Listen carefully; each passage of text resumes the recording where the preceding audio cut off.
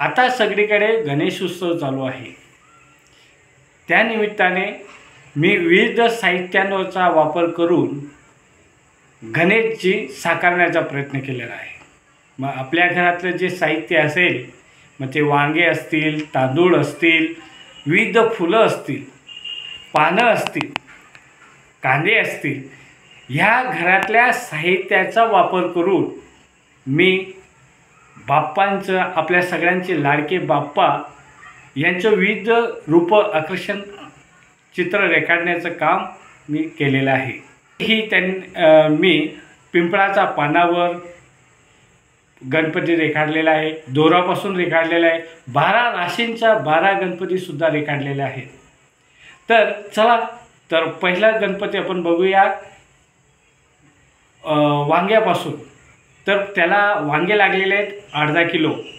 तर आपल्या खानदेशातील वांग्याचं भरीत आहे, वांग्याची भाजी आवडते, म्हणून मी वांग्याचा वापर करून गणपती साकारलेला आहे।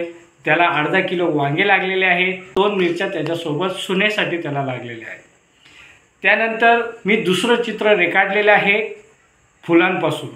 तर हे चित्र तयार करण्यासाठी मला 15 मिनिटं लागले आणि यात 191 फुलं लागलेले आहेत आणि ते सगळे फुलं आपले जाईजुईचे फुलं आहेत।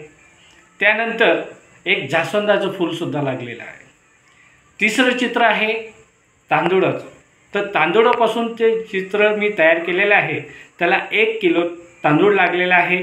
त्यानंतर हे पानं आणि फुलांपासून चित्र, जास्वंदाचं श्रीचं चित्र, जास्वंदाच्या फुलापासून गणपती साकार आणि 10 पानं आणि 6 फुलांचा वापर मी या ठिकाणी केलेला आहे।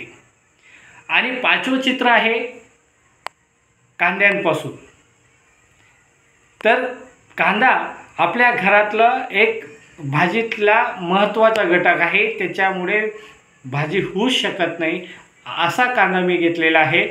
ते कांद्यापासून कांद्याचे चित्र तयार करण्यासाठी 7 कांद्यांचा वापर मी केलेला आहे। अशा विविध रूपांचं गणपतीचं रूप मी आपल्याला दाखवण्याचा प्रयत्न केला आहे। तर गणपतीचा तुम्हाला सगळ्यांना खूप खूप शुभेच्छा देतो आणि मी या ठिकाणी थांबतो। धन्यवाद।